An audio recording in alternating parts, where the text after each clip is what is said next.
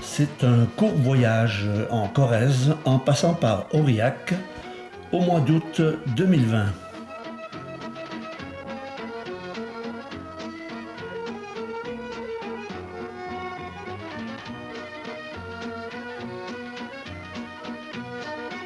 Nous sommes à Aurillac, chef-lieu du Cantal et capitale du parapluie, vendu dans le monde entier. Son centre historique déroule de ruelle en ruelle, des boutiques et des commerces.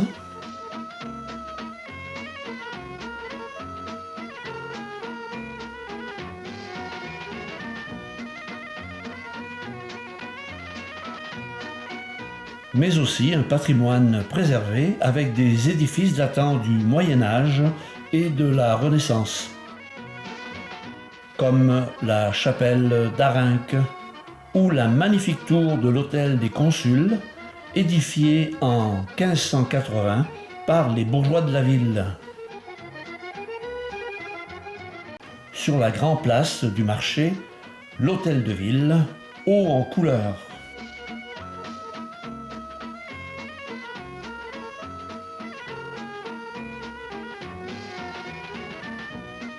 Dans les rues voisines, des habitations plusieurs fois centenaires, comme l'hôtel particulier des Capelles.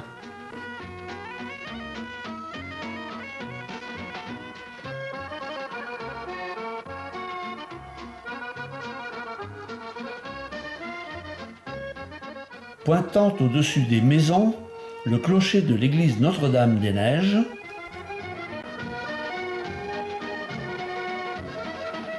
à remarquer que l'église est flanquée d'une brasserie adossée à son abside. Tout près de l'église, la statue du curé, puis évêque, puis pape, sous le nom de Sylvestre II, le fameux pape de l'an 1000. La Jordanne et sa cascade baignent les maisons qui longent les berges.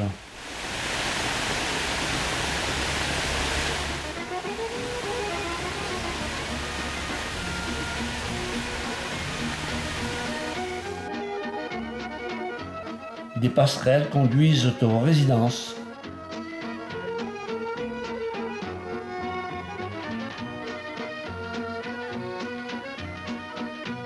Et c'est par le pont Aristide-Briand qu'on quitte Aurillac pour rejoindre Tulle. La ville aux 7 collines de verdure, chef-lieu de la Corrèze, a son centre historique autour de l'église, devenue cathédrale Notre-Dame au XIVe siècle.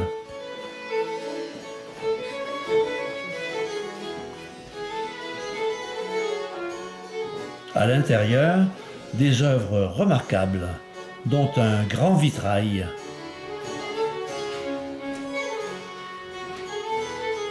Et une statue de Saint Jean-Baptiste.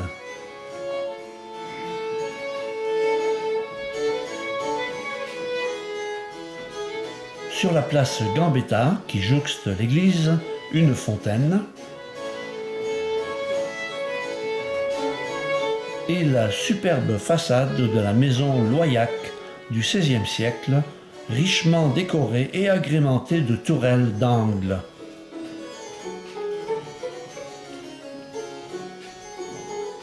Dans les rues étroites, de riches résidences et des hôtels particuliers de l'époque Renaissance, au XVe et XVIe siècle.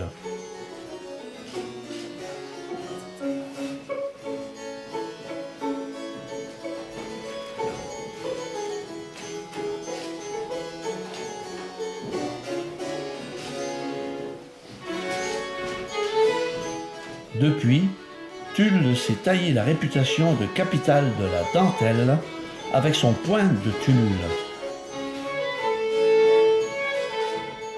Mais aussi capitale de l'accordéon, instrument indispensable pour faire danser la bourrée limousine. C'est dans ce vieux quartier que nous logeons durant notre séjour. sur les bords de la rivière Corrèze qui traverse la ville, le théâtre municipal du XIXe siècle et la tour d'Alverge, un ancien relais pour les pèlerins de Saint-Jacques de Compostelle. À 11 km de Tulle, Gimel-les-Cascades, un site naturel protégé.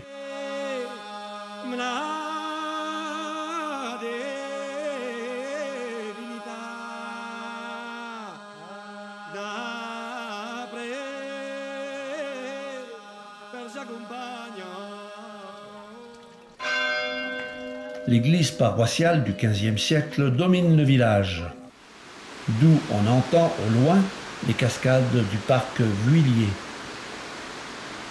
Après le vieux pont, un sentier suit les cours du ruisseau et les trois chutes. D'abord, le grand saut de 45 mètres de dénivelé.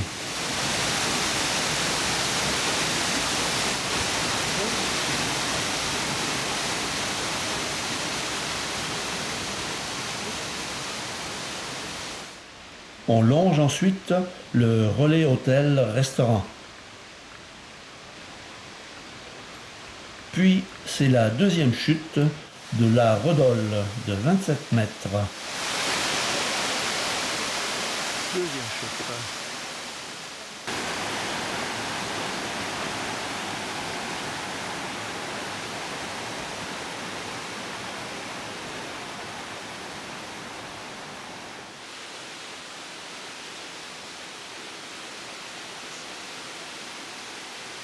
Et la troisième chute de la queue de cheval de 60 mètres.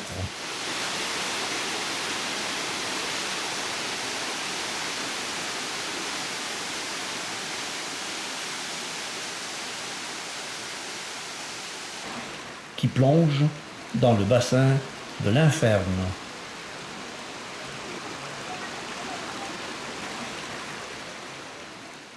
En remontant au village, on passe devant la chapelle des Pénitents Blancs. Avant d'atteindre Corrèze, un beau village médiéval.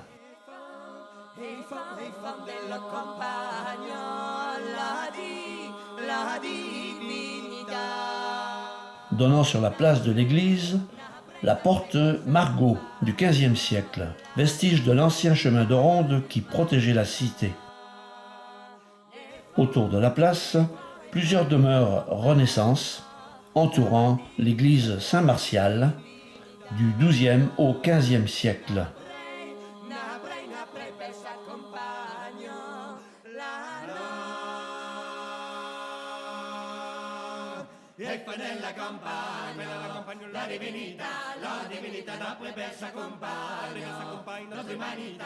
L'église Saint-Martial qui renferme un magnifique rétable du XVIIIe siècle. On atteint ensuite le petit village de Chantex pour admirer sa superbe église Saint-Michel donnée en 902 à l'abbaye de Solignac et fermée au public 1000 ans plus tard, aujourd'hui.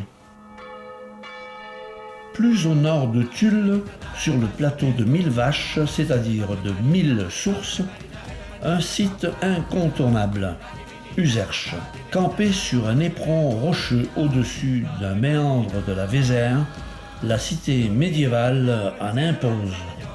En entrant par la porte Béchary, on découvre des ruelles, des places, des demeures et des châteaux. Dans cette ancienne place forte, jamais prise.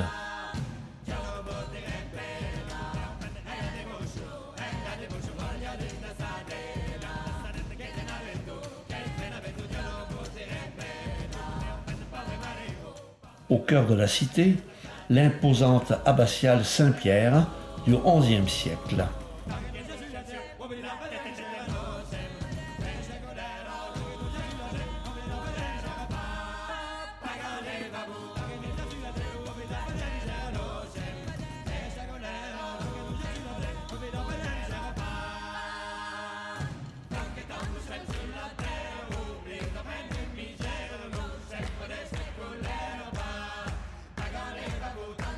Quant à la crypte, elle contenait les reliques de deux saints bretons, Léon et Corona, depuis longtemps disparus.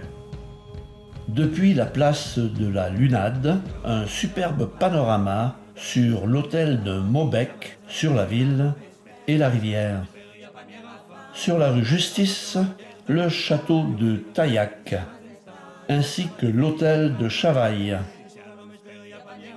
D'où le dicton « Qui a maison à Userche, a château en Limousin ».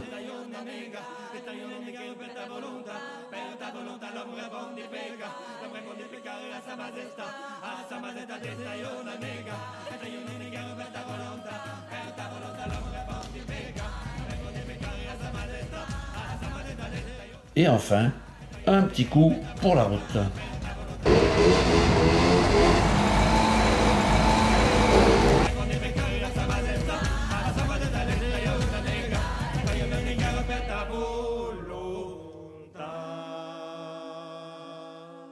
Au pied des imposantes ruines de son château, le village calme et paisible de Turenne montre de nombreuses maisons de pierre du XVe et XVIe siècle, agrémentées souvent de tours de guet.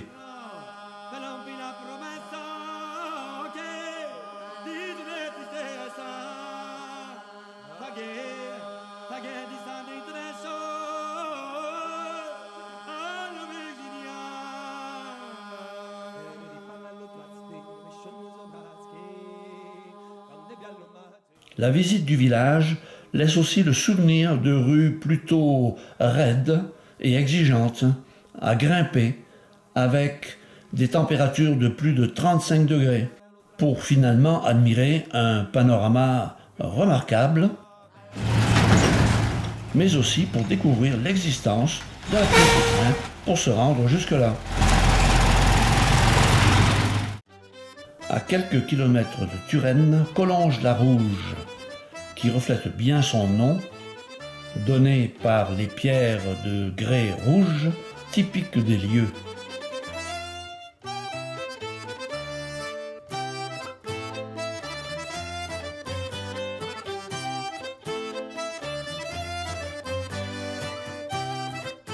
De riches demeures du XVe et XVIe siècle sont coiffées de tourelles.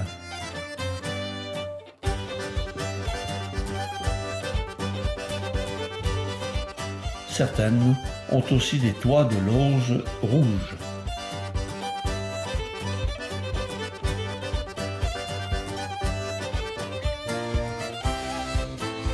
Les pierres rouges ont même leur distillerie, où l'on peut déguster, sans se presser.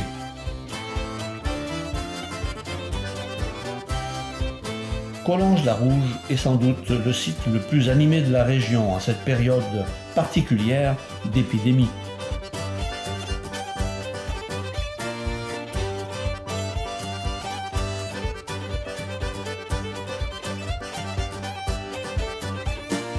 À admirer aussi l'église Saint-Pierre et son tympan du XIIe siècle sculpté dans du calcaire blanc.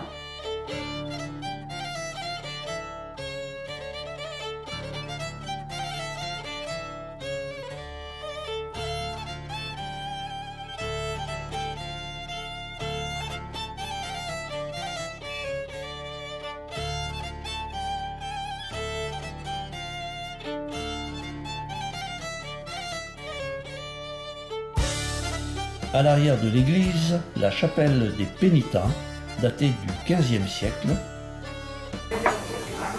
mais aussi des terrasses où se restaurer. Pourquoi visiter Curmonte? Peut-être pour son panorama depuis sa table d'orientation.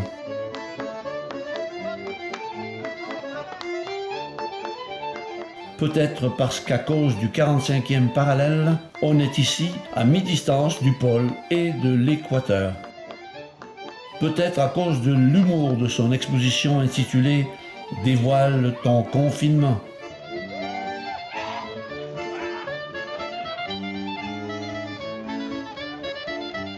Ou à cause de ses jolies maisons à Tourelle ou à Colombages,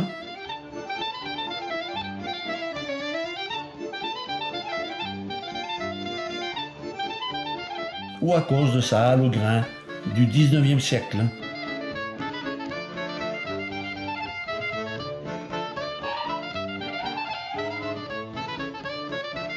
Ou à cause de son église Saint-Barthélemy et son clocher-mur à 3 baies.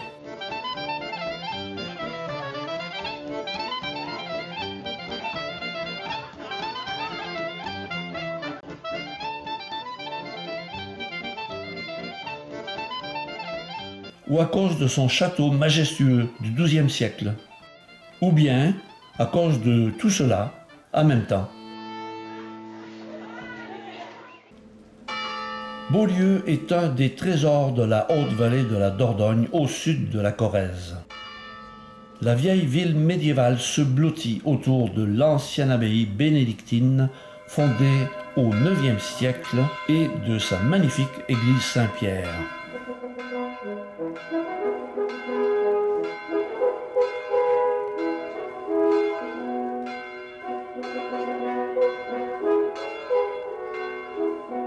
Au-dessus de son entrée méridionale, un splendide tympan sculpté du XIIe siècle, véritable joyau de l'art roman.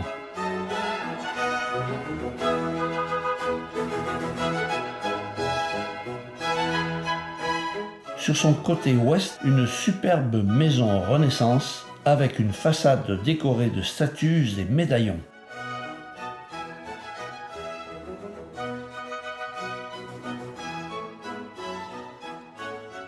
Les rues moyenâgeuses accueillent toujours des commerces et des boutiques.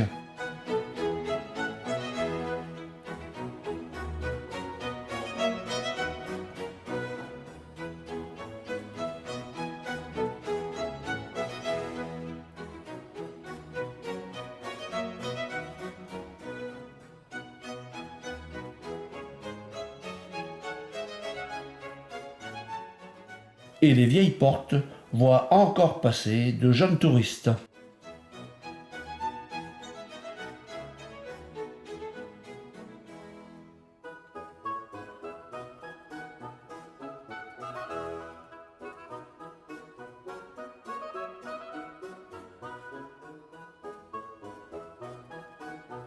La nature et la campagne sont toutes proches, comme le lac et le château de Gimanel du XIIIe siècle. Mais pourquoi donc aller aussi à Couffigné, là où il ne se passe rien? C'est parce qu'une amie nous a demandé d'y retrouver la maison des ancêtres du président Jacques Chirac, maison où elle a fait des séjours dans sa jeunesse. Mission accomplie, grâce à un guide local qui nous l'a désigné sans l'ombre d'un doute. Posé le long des berges de la Dordogne, Argentat est notre dernière étape au sud de la Corrèze. Sur le quai L'Estourgie, une des fameuses gabarres, ces embarcations traditionnelles à fond plat, chargées de bois ou de raisins pour descendre à Bordeaux et remonter de la viande et des poissons salés.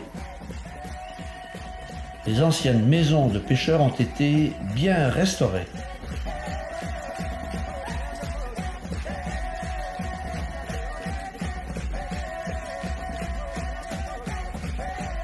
Et dans le quartier appelé Le Fort, l'hôtel de Turenne, avec ses 2 tourelles, est dominé par l'église Saint-Pierre comme dernière image de cette région pittoresque et dotée d'un riche patrimoine à découvrir.